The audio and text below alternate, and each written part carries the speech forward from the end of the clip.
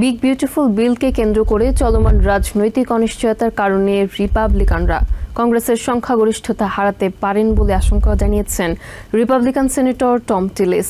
বুধবার সিএনএনকে একথা জানান তিনি। রিপাবলিকানরা সংখ্যাগরিষ্ঠতা হারালে ট্রাম্প প্রশাসনকে কঠিন পরিস্থিতির মুখোমুখি হতে হবে বলেও মন্তব্য করেন সেনেটর টিলিস। এদিকে সোশ্যাল সিকিউরিটি সুবিধা রক্ষায় দ্বিদলীয় পরিকল্পনার কথা জানিয়েছেন রিপাবলিকান সেনেটর বিল ক্যাসিডি এবং Democratic senator team Kane. Republican senator Tom টিলিস বলেছেন, প্রেসিডেন্ট ডোনাল্ড ট্রাম্পের বেশিরভাগ উদ্যোগে সমর্থন দিলেও মেডিকেয়ারে কাটছাট নিয়ে বাড়াবাড়ি কোনোভাবেই সমর্থনযোগ্য নয়। প্রেসিডেন্ট ট্রাম্পের সাথে বৈঠকে এসব কথা স্পষ্ট করেই বলেছেন বলেও জানান তিনি। সিএনএনকে দেয়া সাক্ষাৎকারের সেনেটর টিলিস জানান, প্রেসিডেন্ট ট্রাম্পকে সোশ্যাল সিকিউরিটি এবং মেডিকেয়ার সুবিধা বিষয়ে সতর্ক হওয়ার পরামর্শ দিয়েছেন তিনি। টিলিস বলেন, বিগ বিউটিফুল বিলকে কেন্দ্র করে চলমান রাজনৈতিক অনিশ্চয়তার কারণে কংগ্রেসের রিপাবলিকানরা নিয়ন্ত্রণ হারাতে পারেন। ওয়ান বিগ বিউটিফুল বিল পাশের কারণে দেশের বেশিরভাগ মানুষ মেডিকেড সুবিধা থেকে বঞ্চিত হবেন। ডেমোক্রেটদের এমন প্রচারে রিপাবলিকান আইন প্রণেতারা কোণঠাসা হয়ে পড়বেন বলেও মনে করেন সেনেটর টিলিস। বলেন, হাউসে রিপাবলিকানরা সংখ্যাগরিষ্ঠতা হারালে ট্রাম্প প্রশাসনকে আগামী 2 বছরের সবচেয়ে কঠিন সময় পার করতে হবে। ডেমোক্রেটিক পার্টির সমালোচনা করে সেনেটর টিলিস বলেন, কিছু কিছু বিষয়ে ডেমোক্রেটরা বামপন্থী নীতির দিকে হেলে পড়েছে। গত নির্বাচনে দেশের ভোটারদের কাছ থেকে প্রত্যাখ্যাত হওয়ার পরও ডেমোক্রেট নেতাদের টনক নড়েনি বলেও মন্তব্য করেন তিনি। এদিকে দেশের বেশিরভাগ মানুষের সোশ্যাল সিকিউরিটি সুবিধা নিশ্চিতে দ্বিদলীয় পরিকল্পনার কথা জানিয়েছেন রিপাবলিকান সেনেটর বিল ক্যাসিডি এবং Democratic senator team Kane. Washington পোস্টে প্রকাশিত এক নিবন্ধে তারা জানান, সোশ্যাল সিকিউরিটি রক্ষায় এগিয়ে আসার এখনই সময়। নিউজ নেশনকে সেনেটর বিল ক্যাসিডি জানান, দেশের 68 মিলিয়নেরও বেশি মানুষ সোশ্যাল সিকিউরিটির সুবিধার উপর নির্ভরশীল। সোশ্যাল সিকিউরিটির মতো জনগুরুত্বপূর্ণ বিষয় নিয়ে রাজনীতি করার চেয়ে তার রক্ষা করা জরুরি বলেও মন্তব্য করেন তিনি। আরও নতুন 8টি দেশের উপর অতিরিক্ত শুল্ক আরোপ করে চিঠি পাঠিয়েছে ট্রাম্প প্রশাসন। দেশগুলো হলো Brazil, Algeria, Iraq, Libya, Sri Lanka, Brunei, Moldova ও ফিলিপিন্স। ব্রাজিলের উপর সর্বোচ্চ 50% শুল্ক আরোপের ঘোষণা দিয়েছেন প্রেসিডেন্ট ট্রাম্প। বাকি দেশগুলোর উপর 20 থেকে 30% বাড়তি শুল্ক আরোপ করা হয়। বুধবার পাঠানো চিঠিতে জানানো হয়েছে, আগামী 1 আগস্ট থেকে নতুন শুল্ক হার কার্যকর হবে। বাংলাদেশ, মালয়েশিয়া, ইন্দোনেশিয়া সহ 14টি দেশের ওপর চড়া শুল্ক আরোপের ঘোষণা দেওয়ার পর এবার আরও 8টি বাণিজ্য অংশীদারের ওপর শুল্কের বোঝা চাপালেন প্রেসিডেন্ট ডোনাল্ড ট্রাম্প। বুধবার হোয়াইট হাউসের পাঠানো চিঠিতে দেশগুলোকে ভিন্ন ভিন্ন শুল্কের হার নির্ধারণ করে দেওয়া হয়। এর মধ্যে 30% শুল্ক আরোপ হচ্ছে আলজেরিয়া, ইরাক, লিবিয়া ও শ্রীলঙ্কার ওপর। ব্রুনাই ও মলদোভা রয়েছে 25% তালিকায়, আর ফিলিপিন্সের ওপর আরোপ হয়েছে 20% শুল্ক। অন্যদিকে ব্রাজিলের সাবেক প্রেসিডেন্ট ও ট্রাম্পের একান্ত বন্ধু জের বলসোনারোর বিরুদ্ধে বিচার শুরু হয় দেশটির ওপর সবচেয়ে বেশি 50% শুল্ক চাপিয়েছেন প্রেসিডেন্ট ট্রাম্প। ব্রাজিলের president Luiz Inacio Lula de সিলভার কাছে পাঠানো শুল্কপত্রের ছবি ট্রুথ সোশ্যালে পোস্ট করে ট্রাম্প বলেন, প্রেসিডেন্ট বলসোনারোর সাথে যে আচরণ করা হচ্ছে তা আন্তর্জাতিকভাবে লজ্জার। তবে এমন শুল্ক আরোপে আন্তর্জাতিক বাণিজ্যে অনিশ্চয়তা বাড়তে পারে বলে মনে করছেন বিশেষজ্ঞরা। বিশেষ করে শ্রীলঙ্কার মতো দেশের জিডিপি 1.5% পর্যন্ত কমতে পারে বলে শঙ্কা জানিয়েছে আইএমএফ। সাউথ আফ্রিকার ওপর 30% শুল্ক আরোপের ফলে ক্ষতির মুখে পড়বে সেখানকার প্রধান কৃষি রপ্তানি, ফল, ওয়াইন এবং বাদাম। উৎপাদকরা বলছেন, শুল্কের কারণে দেউলিয়া হয়ে যাবেন কৃষকরা। অন্যদিকে খরচ বাড়বে দেশের জনগণেরও। অর্থ বাঁচাতে পণ্য কেনা বন্ধ করতে পারেন অনেক ভোক্তা। এতে করে প্রশাসন নাগরিকদের স্বাধীনতার ওপর আঘাত হানল বলে মনে করছেন হোয়াইট হাউসের লেজিসলেটিভ অ্যাফেয়ার্সের সাবেক ডিরেক্টর মার্ক স্টট। তিনি বলেন, সীমান্ত সংকট মোকাবেলা ও বাজেট বিল পাস সহ গত কয়েকদিনে বেশ কয়েকটি গুরুত্বপূর্ণ সিদ্ধান্ত নিয়েছেন ট্রাম্প প্রশাসন। তবে শুল্ক আরোপের এমন পরিকল্পনা অন্য সব সাফল্যকে বিপন্ন করবে বলে ধারণা তার। অন্যদিকে তামার উপর ট্রাম্পের প্রস্তাবিত 50% শুল্ক মোকাবেলায় কাজ করছে মেক্সিকো। বুধবার এক সংবাদ সম্মেলনে দেশটির প্রেসিডেন্ট ক্লডিয়া শেইনবম বলেন, নিরাপত্তা, অভিবাসন এবং বাণিজ্য বিষয়ে আলোচনা করতে আগামী শুক্রবার ওয়াশিংটনে যাচ্ছে মেক্সিকোর প্রতিনিধি দল। আরেকটু অপেক্ষা করা যাক। বৈশ্বিক চুক্তি নিয়ে কাজ করার জন্য চলতি সপ্তাহে মেক্সিকো সরকারের একটি উচ্চ পর্যায়ের দল আমেরিকায় যাবে। আমরা G7 সম্মেলনে এ নিয়ে প্রেসিডেন্ট ট্রাম্পের সাথে আলোচনা করেছি। আমেরিকা সরকার মাঝে মধ্যে হুটহাট বিভিন্ন সিদ্ধান্ত নিয়ে ফেলে। আমাদের লক্ষ্য সেখান থেকে নিজেদের সমর্থন বের করে আনা। কংগ্রেসে মিথ্যা বক্তব্য দেওয়ার অভিযোগে সিআইএর সাবেক ডিরেক্টর জন ব্রেনান এবং সাবেক এফবিআই ডিরেক্টর জেমস কমির বিরুদ্ধে ফৌজদারি তদন্ত শুরু করেছে জাস্টিস ডিপার্টমেন্ট। 2016 সালের প্রেসিডেন্ট নির্বাচনে রাশিয়ার হস্তক্ষেপের বিষয়ে গোয়েন্দা প্রতিবেদন প্রকাশের জেরে এই তদন্ত শুরু হয়েছে, যার সুপারিশ করেছেন সিআইএর বর্তমান ডিরেক্টর জন র্যাটক্লিফ। এদিকে জন ব্রেনান জানিয়েছেন, তার বিরুদ্ধে অভিযোগ বা তদন্তের বিষয়ে এখন পর্যন্ত তাকে কিছুই জানায়নি এফবিআই। ওই গোয়েন্দা প্রতিবেদন সঠিক ছিল দাবি করে তিনি অভিযোগ করেন বর্তমান প্রশাসন গোয়েন্দাদের রাজনৈতিক স্বার্থে ব্যবহার করছে। প্রেসিডেন্ট ডোনাল্ড ট্রাম্পের ব্যক্তিগত শত্রু হিসেবে পরিচিত সিআইএর সাবেক ডিরেক্টর জন ব্রেনান এবং সাবেক এফবিআই ডিরেক্টর জেমস কমির বিরুদ্ধে ফৌজদারি তদন্ত শুরু করেছে জাস্টিস ডিপার্টমেন্ট। ফক্স নিউজ এ বিষয়ে প্রথম প্রতিবেদন প্রকাশ করে।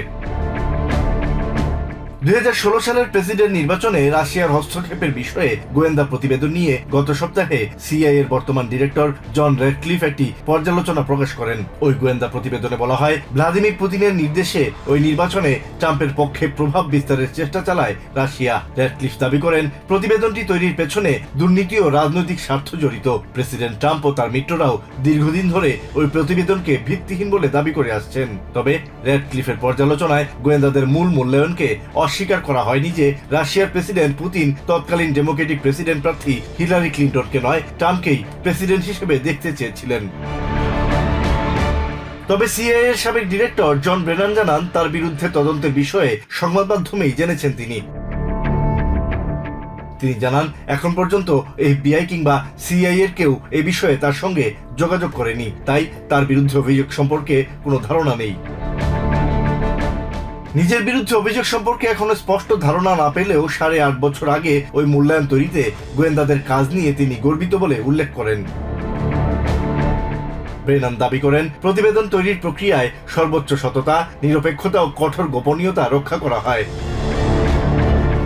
তিনি আরো বলেন, ওই গোয়েন্দা প্রতিবেদন সেনেটের দ্বিদলীয় ইন্টেলিজেন্স কমিটির কাছে সহ অসংখ্যবার পর্যালোচনা করা হয়েছে। এটি নিয়ে রাজনীতিকরণ দুঃখজনক বলে মন্তব্য করেন।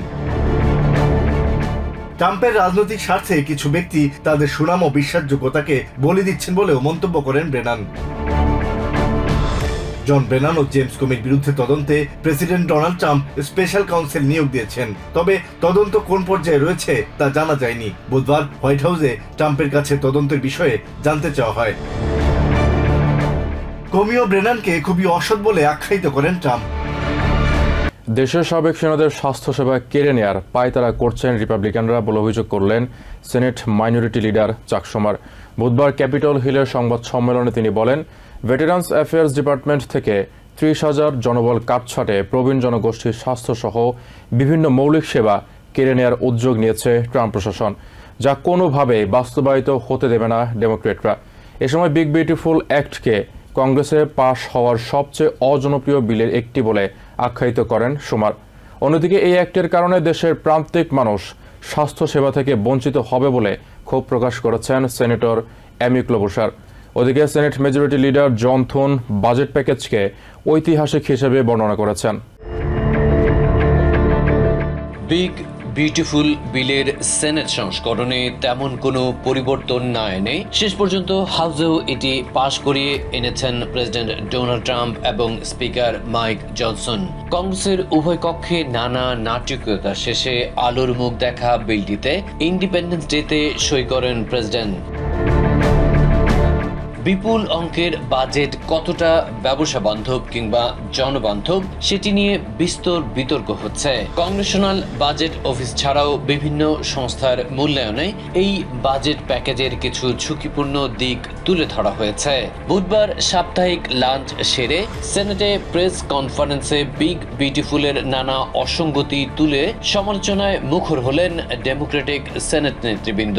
শুরুতেই ধনীদের জন্য এই বাজেট প্রণয়ন করা হয়েছে বলে অভিযোগ করেন সেনেট মাইনরিটি লিডার চাক শুমার। এরপর বিগ বিউটিফুল অ্যাক্টকে কংগ্রেসে পাশ হওয়া সবচেয়ে অজনপ্রিয় বিলের একটি বলে আখ্যায়িত করেন। এর চেয়ে অপছন্দের বিল ছিল অ্যাফোর্ডেবল কেয়ার অ্যাক্ট বাতিলের চেষ্টা বলে শুমারের পাশ থেকে জানান সেনেটর অ্যামি ক্লোবুশার।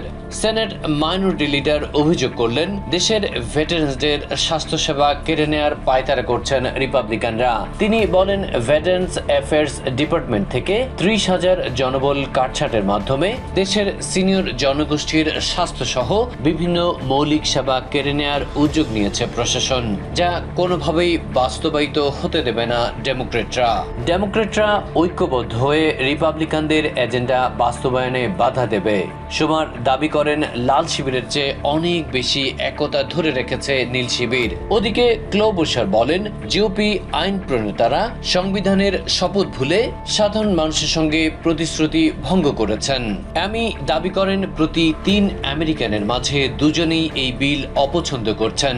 তারা বুঝতে পারছেন এই অ্যাক্টে তাদের অধিকার কেড়ে নিয়ে বিত্তবানদের হাতে তুলে দেওয়া হবে। তাই তো এর বিরুদ্ধে সোচ্চার হয়ে সভা সমাবেশ করার প্রস্তুতি নিচ্ছেন তারা।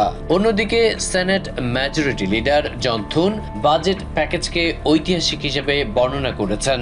বলেছেন, সামরিক ও সীমান্ত সুরক্ষা ছাড়াও এতে বিশাল কর কর্তনের সুযোগ রাখা হয়েছে। এ সময় দেশের উন্নয়নে প্রেসিডেন্ট ট্রাম্পের নানা উদ্যোগে নীল শিবিরের তীব্র বাধার কথা তুলে ধরেন থুন। বলেন, ডেমোক্রেটরা দেশের স্বার্থকে সবার উপরে স্থান দিতে না পারলেও রিপাবলিকানরা থেমে থাকবে না, তারা সামনের দিকে এগিয়ে যাবে। হোয়াইট হাউসের অনুমতি না নিয়েই ডিফেন্স সেক্রেটারি পিট হেগসেথের বিরুদ্ধে ইউক্রেনে অস্ত্র সরবরাহ স্থগিত করার অভিযোগ উঠেছে। একাধিক সূত্রের বরাত দিয়ে বুধবার সিএনএন জানায়, হেগসেথের একতরফা এই সিদ্ধান্ত প্রেসিডেন্ট ডোনাল্ড ট্রাম্পকে বিব্রত করেছে। পরিস্থিতি মোকাবেলায় ইউক্রেনে আবার অস্ত্র সরবরাহ চালুর পাশাপাশি কংগ্রেসের কাছে ট্রাম্প প্রশাসন জবাবদিহি করেছে বলে জানায় এই সংবাদ মাধ্যম। এই প্রসঙ্গে হাউস মাইনরিটি লিডার হাকিম জেফ্রিজ বলেন, নিজেকে দেশের ইতিহাসে সবচেয়ে অযোগ্য ডিফেন্স সেক্রেটারি হিসেবে প্রমাণ করেছেন হেগসেথ। তাকে দ্রুত বরখাস্ত করা উচিত বলেও মনে করেন তিনি। আকাশ প্রতিরক্ষা ও গাইডেড ক্ষেপণাস্ত্র সহ বেশ কয়েক ধরনের অস্ত্র ইউক্রেনে আর সরবরাহ করা হবে না বলে গত 1 জুলাই জানিয়ে দেয় ট্রাম্প প্রশাসন। হোয়াইট হাউসের এক কর্মকর্তা তখন বলেছিলেন, অস্ত্রের মজুদ ঠিক রাখতে আমেরিকা ফার্স্ট নীতির আওতায় এ পদক্ষেপ নেওয়া হয়েছে। ইউক্রেনে রাশিয়ার ধারাবাহিক হামলায় ক্ষিপ্ত প্রতিক্রিয়া জানিয়ে গত 7 জুলাই কিয়েভে অস্ত্র সরবরাহ আবার চালুর ঘোষণা দেন প্রেসিডেন্ট ডোনাল্ড ট্রাম্প। তবে চালান বন্ধের সিদ্ধান্ত কে নিয়েছিল তা নিয়ে গত মঙ্গলবার সংবাদকর্মীরা প্রশ্ন করলে তা এড়িয়ে যান প্রেসিডেন্ট। ডিফেন্স সেক্রেটারি পিট হেগসেথের বিরুদ্ধে অভিযোগ উঠেছে, হোয়াইট হাউসের অনুমতি না নিয়ে ইউক্রেনে অস্ত্র সরবরাহ স্থগিত করেছিলেন তিনি। একাধিক সূত্রের বরাত দিয়ে বুধবার সিএনএন জানায়, হেগসেথের একতরফা এই সিদ্ধান্ত প্রেসিডেন্ট ডোনাল্ড ট্রাম্পকে বিব্রত করেছে। পরিস্থিতি মোকাবেলায় ইউক্রেনে আবার অস্ত্র সরবরাহ চালুর পাশাপাশি কংগ্রেসের কাছে ট্রাম্প প্রশাসনকে জবাবদিহি করতে হয়েছে বলে জানিয়েছে এই সংবাদ মাধ্যম। প্রতিবেদক জ্যাকারি কোহেন বলেন, হেগসেথের খামখেয়ালি আচরণ প্রমাণ করে ট্রাম্প প্রশাসনের ভেতরে চলছে তুমুল বিশৃঙ্খলা। এ প্রসঙ্গে মন্তব্যে হাউস মাইনরিটি লিডার হাকিম জেফ্রিজ বলেন, নিজেকে দেশের ইতিহাসে সবচেয়ে অযোগ্য ডিফেন্স সেক্রেটারি হিসেবে প্রমাণ করেছেন হেগসেথ। এই কর্মকর্তাকে দ্রুত বরখাস্ত করা উচিত বলেও মনে করেন তিনি। MSNBCর বিশ্লেষক জনাথন লেমায়ার বলেন, ইউরোপের একটি গুরুত্বপূর্ণ যুদ্ধক্ষেত্র ইউক্রেন। এখানে অস্ত্র সরবরাহ বন্ধ করে দিয়ে এই ডিফেন্স সেক্রেটারি চরম দায়িত্ব জ্ঞানহীন একটি কাজ করেছেন বলে মনে করেন লেমায়ার। এদিকে ডিফেন্স সেক্রেটারির মতো গুরুত্বপূর্ণ দায়িত্ব পালনে পিট হেগসেথ অযোগ্য বলে মন্তব্য করেছেন ইন্ডিপেন্ডেন্ট ভেটারানস অব আমেরিকার প্রধান নির্বাহী কর্মকর্তা পল রিকহফ। হেগসেথ ধীরে ধীরে প্রেসিডেন্টের ভরসা হারাচ্ছেন বলেও মনে করেন তিনি। চলতি সপ্তাহে অথবা আগামী সপ্তাহে গাজায় যুদ্ধবিরতি শুরু হওয়ার সম্ভাবনা রয়েছে বলে আশা প্রকাশ করেছেন প্রেসিডেন্ট ডোনাল্ড ট্রাম্প। বিষয়টি এখনও পুরোপুরি নিশ্চিত না হলেও গাজায় যুদ্ধবিরতির চুক্তি চূড়ান্ত পর্যায়ে রয়েছে বলে জানান তিনি। বুধবার হোয়াইট হাউসে আফ্রিকার 5টি দেশের নেতাদের সঙ্গে বৈঠকের সময় এসব কথা জানান ট্রাম্প। এ সময় তিনি আরও জানান, আমেরিকার পণ্যে উচ্চ শুল্ক ধার্য করা আফ্রিকার 5টি দেশ তাদের শুল্ক কমিয়ে আনতে যাচ্ছে, তাই তাদের উপর আমেরিকার উচ্চ শুল্ক আরোপের সম্ভাবনা কম। I'd like to hear, and I can guarantee you. আফ্রিকায় চায়নার প্রভাব কমাতে সেখানকার দেশগুলোর সঙ্গে বাণিজ্য বাড়াতে চান প্রেসিডেন্ট ট্রাম্প। সে লক্ষ্যে আফ্রিকান নেতাদের সঙ্গে বৈঠকের আয়োজন করে হোয়াইট হাউস। কিন্তু 50টিরও বেশি দেশের এই মহাদেশ থেকে মাত্র 5টি দেশকে বৈঠকে অংশ নিতে আমন্ত্রণ জানানো হয়। বুধবার দুপুরে Mauritania, Guinea Bissau, Liberia, Senegal ও গেবনের নেতাদের সঙ্গে আলোচনায় বসেন ট্রাম্প। এ সময় তিনি বলেন তার শুল্ক নীতি একটি সহজ সূত্রের ভিত্তিতে ঠিক করা হয়েছে। আমেরিকার সঙ্গে বছরের পর বছর ধরে যে ধরনের আচরণ করা হয়েছে তার উপর ভিত্তি করে।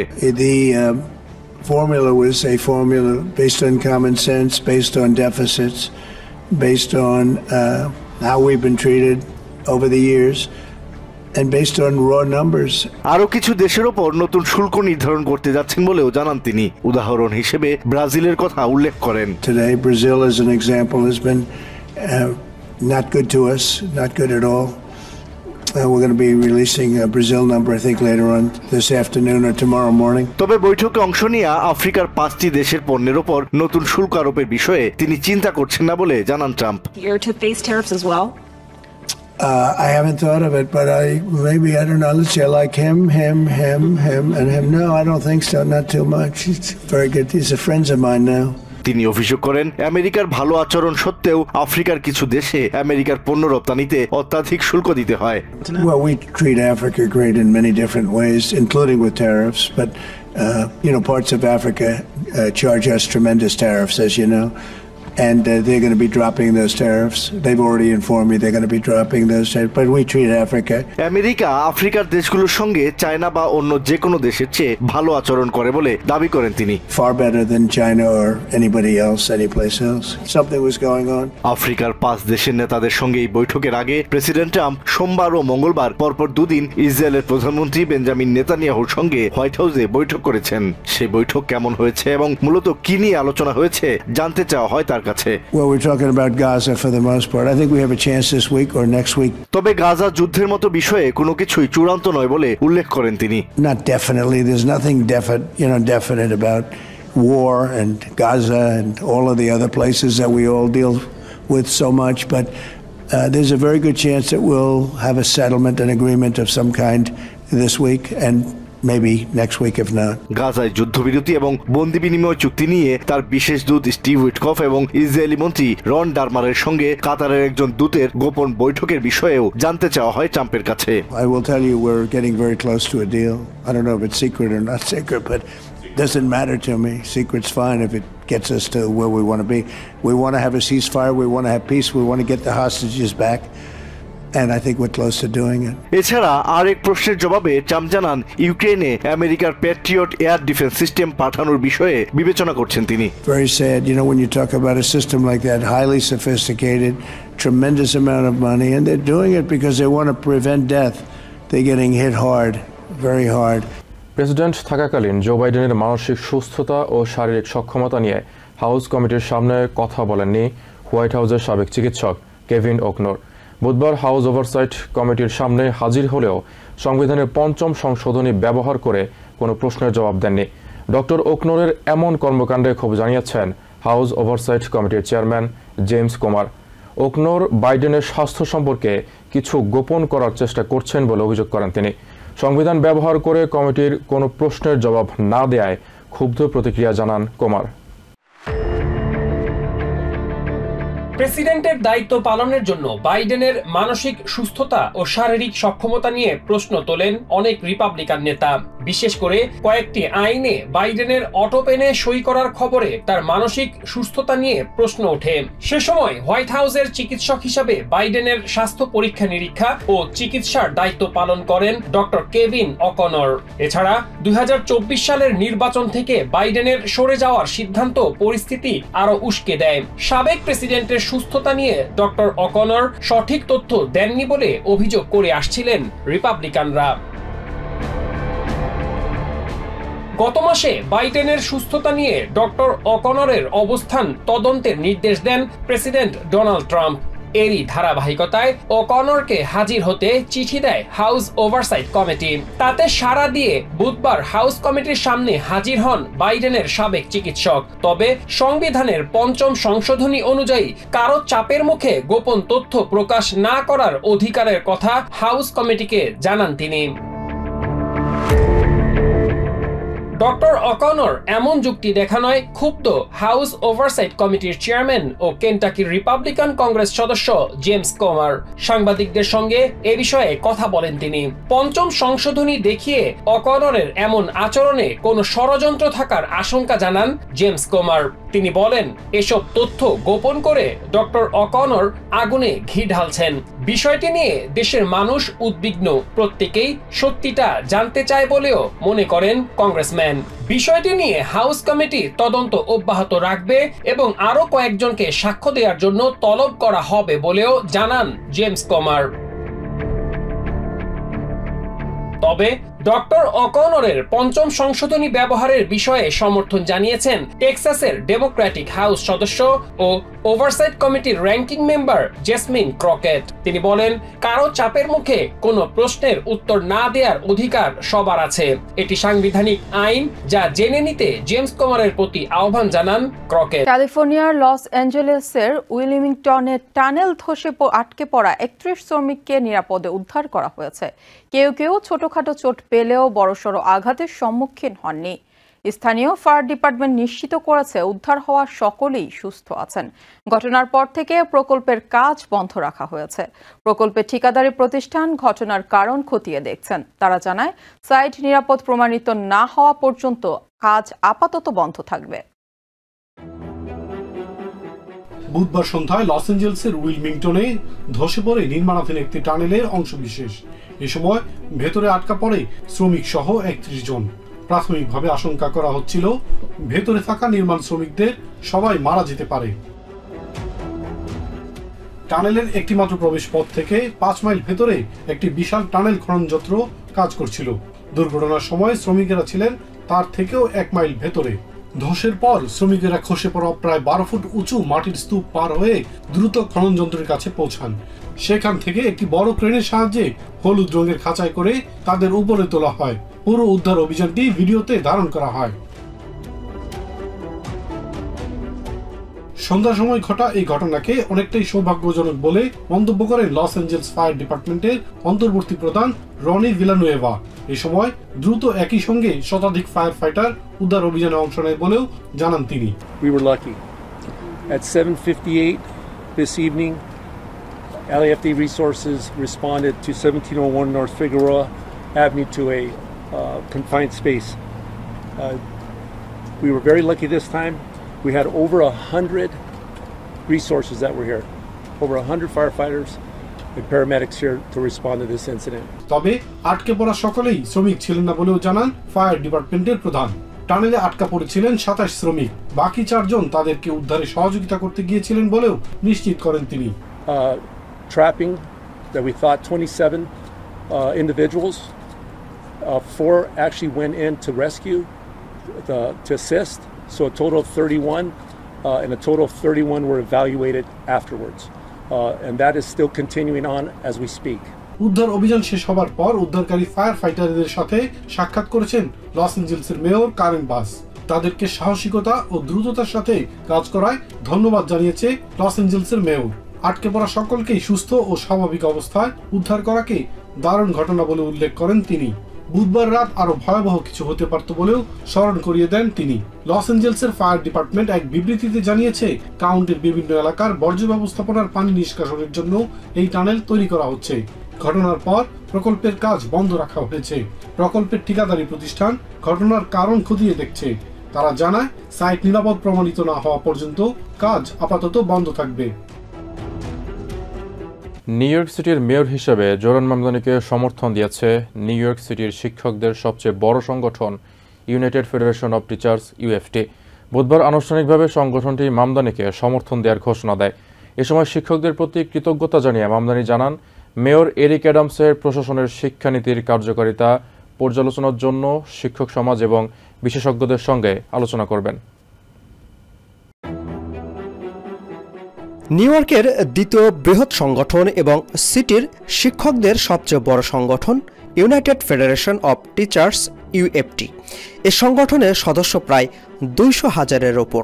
ডেমোক্রেটিক প্রাইমারির নির্বাচনের সময় কোনো প্রার্থীকে সরাসরি সমর্থন না জানালেও এবার মেয়র প্রার্থী জোরান মামদানিকে এন্ডোর্স করেছে সংগঠনটি। বুধবার আনুষ্ঠানিকভাবে সংগঠনটি মামদানিকে সমর্থন দেওয়ার ঘোষণা দেয়। এ সময় মেয়র হলে শিক্ষকদের স্বার্থ রক্ষার পাশাপাশি শিক্ষার বিস্তারে মামদানি ভালো কাজ করতে পারবেন বলে আশা প্রকাশ করেন ইউএফটি প্রেসিডেন্ট। জবাবে সমর্থনের জন্য শিক্ষকদের প্রতি কৃতজ্ঞতা প্রকাশ করেন মামদানি। পাশাপাশি জানান সিটির বর্তমান মেয়র এরিক অ্যাডামসের শিক্ষানীতি পর্যালোচনার উদ্যোগ নেবেন তিনি। মেয়র হিসেবে এরিক অ্যাডামসের নেতৃত্বের সমালোচনা করেন মামদানি। এদিকে মামদানিকে নিয়ে একের পর এক হুমকি আর কটূক্তি করে চলেছেন প্রেসিডেন্ট ডোনাল্ড ট্রাম্প। মঙ্গলবার ট্রাম্প হুমকি দেন মামদানি নির্বাচনে জয়ী হলে নিউ ইয়র্ক সিটিকে ওয়াশিংটনের তত্ত্বাবধানে নিয়ে নেবেন তিনি। মেয়র প্রার্থী হিসেবে জোরান মামদানি আর নিউ ইয়র্কের বিপর্যয় একই বিষয় বলে মন্তব্য করেন ডোনাল্ড ট্রাম্প। নিউ ইয়র্ক থেকে সম্প্রচারিত TVN 24 টেলিভিশন বিশ্বজুড়ে বাঙালির কণ্ঠস্বর।